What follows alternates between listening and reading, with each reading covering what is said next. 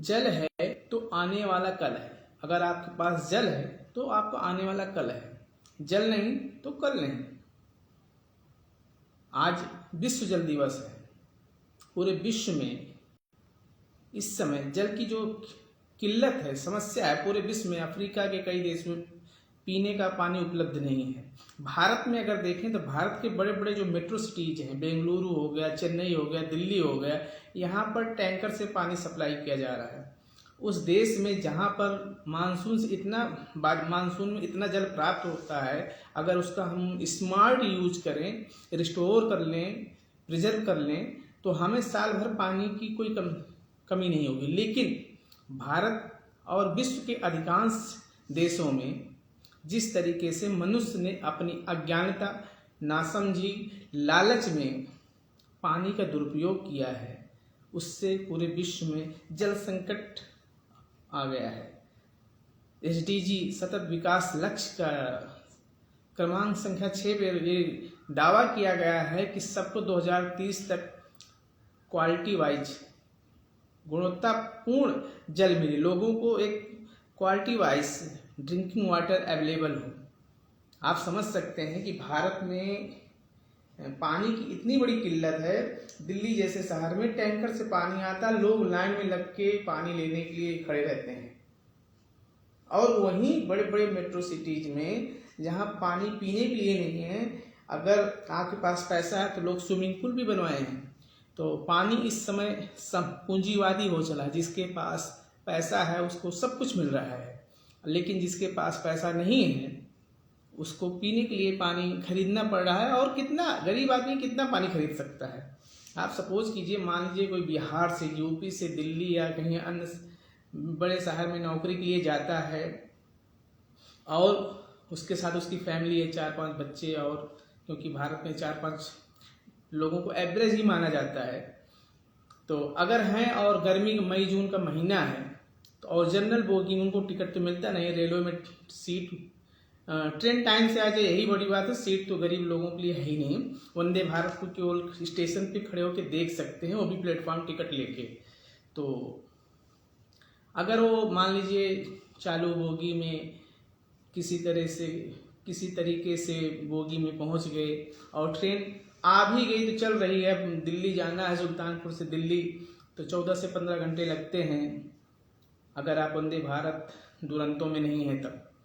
तो उस बीच गर्मी के माहौल में 5-6 लोगों के लिए एक बार अगर पानी पीने के लिए कम से कम 1.5 से 2 लीटर पानी की ज़रूरत है। और गर्मी के सीजन है तो हर 2-3 घंटे पर उनको पानी चाहिए। अगर उनकी दिल्ली सुल्तानपुर से दिल्ली की यात्रा को हम काउंट करें तो कम से कम 7 से 8 या 10 लीटर पानी चाहिए।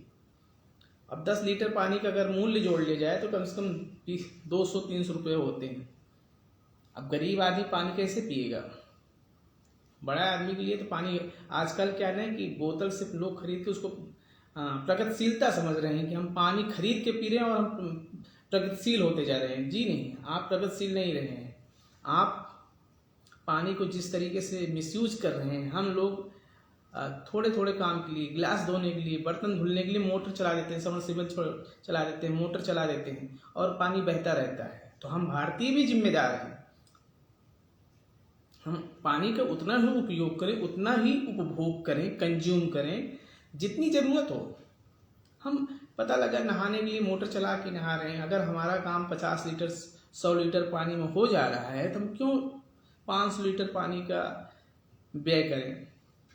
भारत में अगर हम देखें तो सिंचाई में भी बहुत पानी का मिसयूज हो रहा है। सिंचाई में इसलिए मैं कह रहा हूँ, भारत में स्मार्ट एग्रीकल्चर फार्मिंग नहीं हो रही है, जो 1970 के दशक में शुरू हुई, आज भी वही हो रही है। तो हमें स्मार्ट फार्मिंग की ज़रूरत है। हमें ऐसी फसलों को उगाना चाहिए जिसमें कम से कम पानी लगे। अब मैं देखता हूँ जिस तरीके से सरकार बहुत सारे सोलर पंप अलॉट कर रही है, हर गांव में लगभग सरकारी नलकूप हो गए और फ्री इलेक्ट्रिसिटी फॉर एग्रीकल्चर, सिंचाई के लिए मुफ्त में बिजली दे रही है। अब उससे क्या हो रहा है कि किसान गर्मी के महीने में भी ऐसी फसलें उगा रहा है जिसमें एक्सटेंसिव पानी की ज़रूरत है।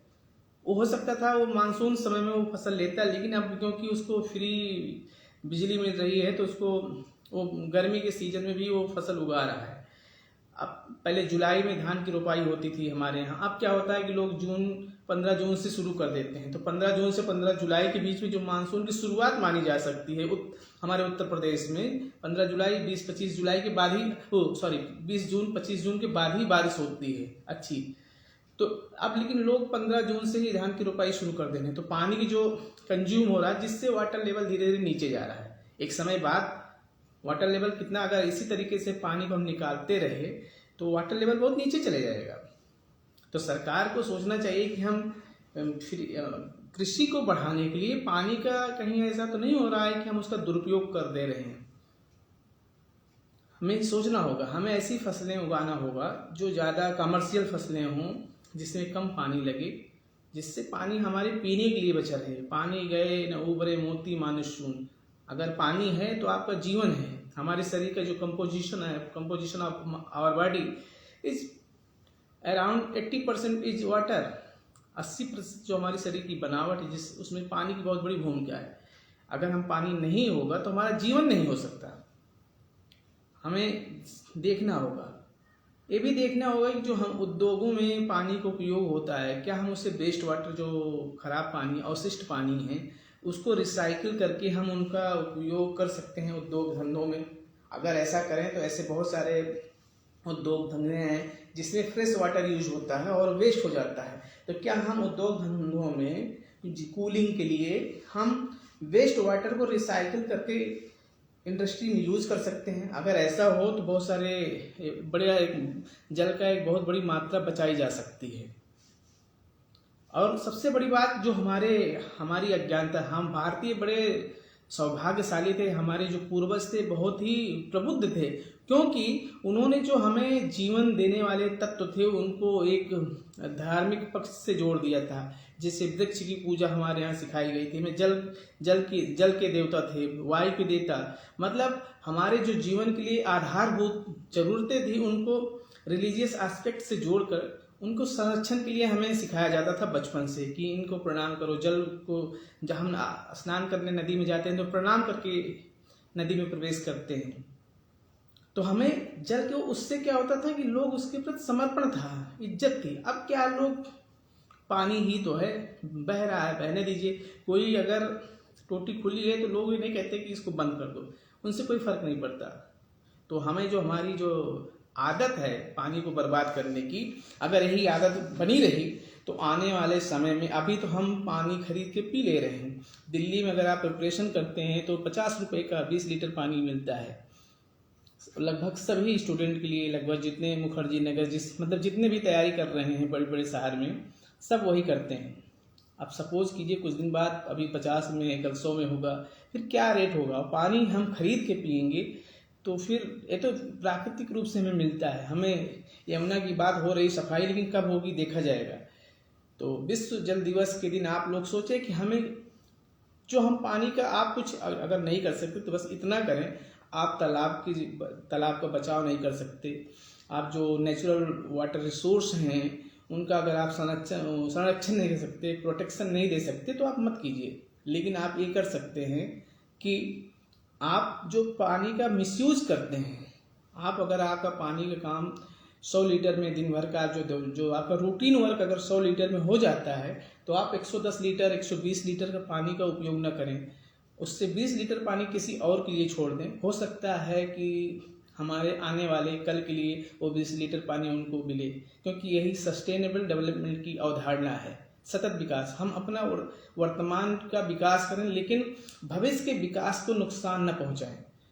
आज हम पानी का अपने जरूरत के अनुसार अगर हम कंज्यूम कर लेंगे, सारा पानी निकाल लेंगे, तो भविष्य के लिए क्या होगा। हमारी नदियां सूख रही हैं, ग्लेशियर सूख रहे हैं, मानसून डिस्टर्ब हो रहा है, बारिश कहीं बहुत ज्यादा हो रही, कहीं बारिश का जो पानी है एकाएक बारिश होती है और बह जाता है। पहले क्या होता था, तालाब थे गांव में, हर गांव में लगभग तालाब होते थे। अब तालाब लगभग पट्टा हो गए, लोगों ने कब्जा कर लिया, घर बना लिया। तो अब उससे जो पानी का पहले गांव में हर गांव में वाटर रिचार्ज हो जाता था, अब रिचार्ज नहीं होता। अब न वाटर रिचार्ज हो रहा है, न वाटर रिस्टोर हो रहा है, न उसका पुनर्भरण हो रहा है, न पुनर्संचयन हो रहा है। तो न रिस्टोरेशन न रिचार्ज। अब जब ये होगा ही नहीं तो पानी का वाटर लेवल गांव में भी नीचे जाएगा। अब सरकार की महत्वाकांक्षी है हर घर नल और नल से जल, ये अच्छी शुरुआत है, लेकिन इसमें भी ध्यान देना चाहिए कि हमें कितना पानी देना है।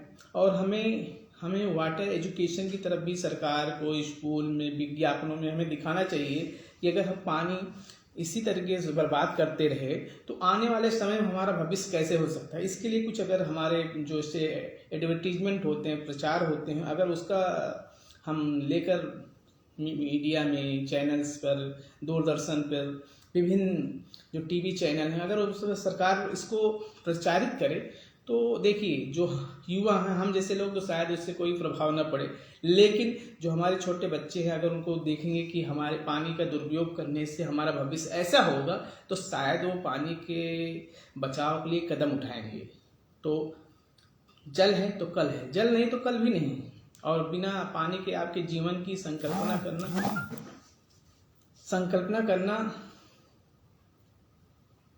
मतलब संकल्पना नहीं की जाती। बिना पानी के आप रह ही नहीं सकते। तो इसलिए पानी का आप दुरुपयोग न करें। अगर आप अपने गांव में तालाब, अगर आप गांव से ताल्लुक़ रखते हैं तो अपने गांव में जो प्रधान जी हैं उनसे मिलकर जो तालाब पर कब्जा है उनको तालाब को मनरेगा के द्वारा उसकी खुदाई करें, उसमें पानी, गांव के जो बारिश का पानी है उसमें जाए और पानी वहाँ स्टोर हो, गांव के जो पशु हैं उससे उस पानी का उपयोग करें, नहाएं, और हमारी सिंचाई के लिए भी वो उपयोग हो सकता है। और उससे बड़ी बात, जो गांव में पानी धीरे धीरे रिस के अंदर जाएगा तो उससे जो गांव का वाटर लेवल है वो बढ़ेगा। इसी तरह से एक पुराना कल्चर था भारत में, पूरे भारत में ऐसा सिस्टम था। लेकिन जिस तरीके से जनसंख्या विस्फोट हुआ, जिस तरीके से जनसंख्या में वृद्धि हो रही है, आए दिन सब कब्जा करते जा रहे हैं। बड़े बड़े शहरों में जो बड़े बड़े तालाब थे उस पर भी कब्जा कर लिया है।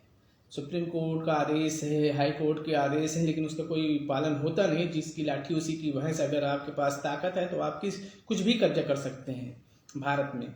तो लेकिन अगर हम सब पर कब्जा करते जाएंगे, जो हमारे जीवन के लिए एसेंशियल चीज़ें हैं, जल, वायु, अगर ये नहीं रहेंगे तो हमारा जीवन बड़ा कष्टमय हो सकता है, कष्टकारी हो सकता है। तो इसलिए सरकार को, हम सबको, सरकार जो कर रही है, देखिए सरकार कितना कर रही है आप भी जानते हैं, हम भी जानते हैं, लेकिन हम क्या कर सकते हैं, ये हमारा नैतिक जिम्मेदारी, हमारी नैतिक जिम्मेदारी है कि हम पानी का बचाव करें।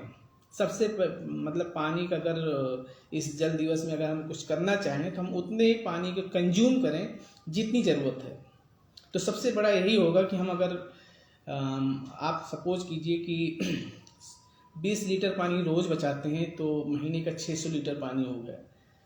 600 लीटर और आप साल का जोड़ लें तो 7200 लीटर पानी आप बचाएंगे तो किसी के काम आ जाएगा।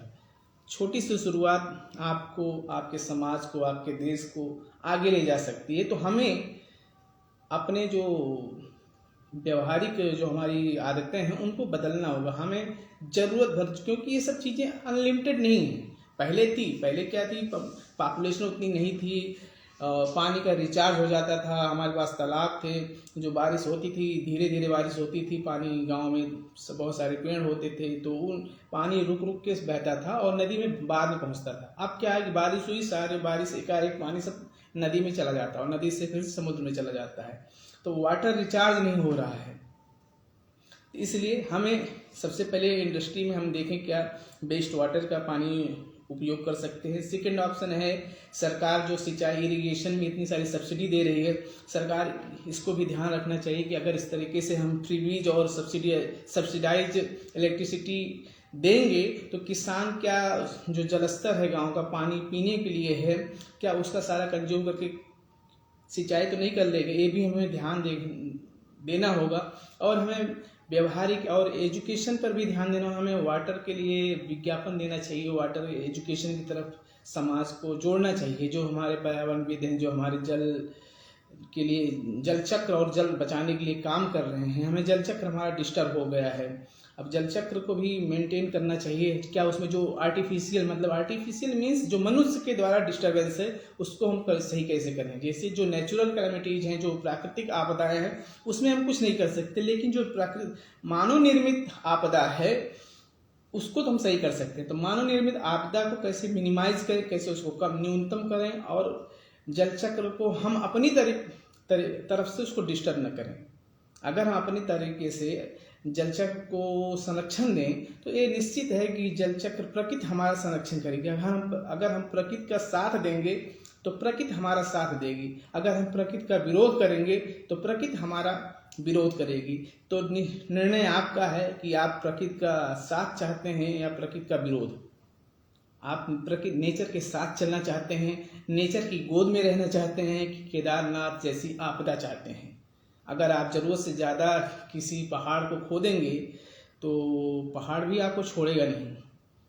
तो जो वर्तमान में जो परेशानियां हैं, कहीं ना कहीं उसके लिए मनुष्य सर्वाधिक जिम्मेदार है। और मनुष्य अपनी जिम्मेदारी को जिस दिन समझेगा उस दिन प्रकृति और पृथ्वी आपके लिए तत्पर है, आपकी सेवा में तत्पर है। प्रकृति हमारे लिए है, लेकिन हम प्रकृति के ही दुश्मन में बैठे हैं।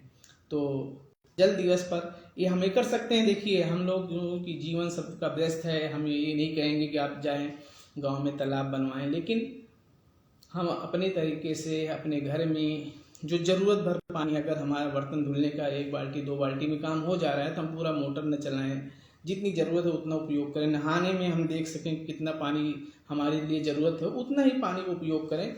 अगर आप किसी सरप्लस पानी क्षेत्र में हैं तो अलग बात है, वहाँ आप करें, लेकिन मैं वहाँ भी कहूँगा कि आप ज़रूरत भर पानी, क्योंकि जो आप पानी यूज करते हैं वो स्वीट वाटर होता है, अच्छा पानी माना जाता है। आप समुद्र के पानी नहीं नहा रहे हैं तो समुद्र में आप कितना भी नहाइए उसको कोई मना नहीं कर, आप पूरे समुद्र में डूब जाइए तो उससे कोई मना नहीं। लेकिन जो पृथ्वी के अंदर से पानी आ रहा है उसकी एक सीमा है, उसके लिए हम बिजली खर्च कर रहे हैं, उसके लिए बहुत सारी चीज़ें, बिजली खर्च कर रहे हैं मतलब कोयला खर्चा कर रहे हैं, कोयला खर्चा कर रहे हैं मतलब पर्यावरण को नुकसान पहुंचा रहे हैं। तो एक पूरा साइकिल है। तो अगर हम अपनी ज़रूरत सीमित कर लें, ज़रूरत सीमित मतलब ऑप्टिमम यूज, जितनी ज़रूरत है उतना यूज करें। सस्टेनेबल डेवलपमेंट की हमको ऑप्टिमम, मैं नहीं कह रहा हूँ कि आप नहाना ही बंद कर दें, वैसे बहुत सारे लोग नहाते भी नहीं, लेकिन मैं ये कह रहा हूँ कि नहाएं, लेकिन जितना पानी की ज़रूरत है उतना ही नहाएं। हमें नहीं है कि हम नहा रहे हैं तो 100 200 500 लीटर पानी बर्बाद करें। जितनी ज़रूरत है उतना पानी कंज्यूम करें तो शायद पानी की समस्या दूर हो सकती है। आप बड़े मैंने देखा है लखनऊ में गोमती नदी के किनारे महिला दिन में, पुरुष जो हैं ड्यूटी करने जाते हैं, दिहाड़ी मजदूर हैं, और महिलाएं पानी के लिए लाइन में लगी रहती हैं। उनकी लाइन मतलब उनकी बाल्टी आगे बढ़ती है, महिलाएं पीछे पीछे रहती हैं, तो उनका पूरा टाइम जो होता है पानी लाने में बर्बाद हो जाता है।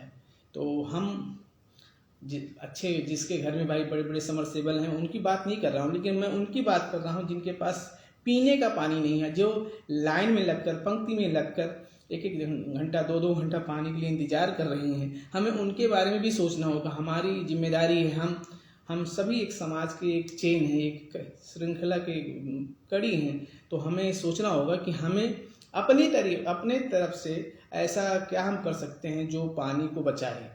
तो हमें, अगर आप किसान हैं तो पानी का ऐसी फसलें उगाएं जिसमें कम पानी लगे और ज़्यादा धन दे।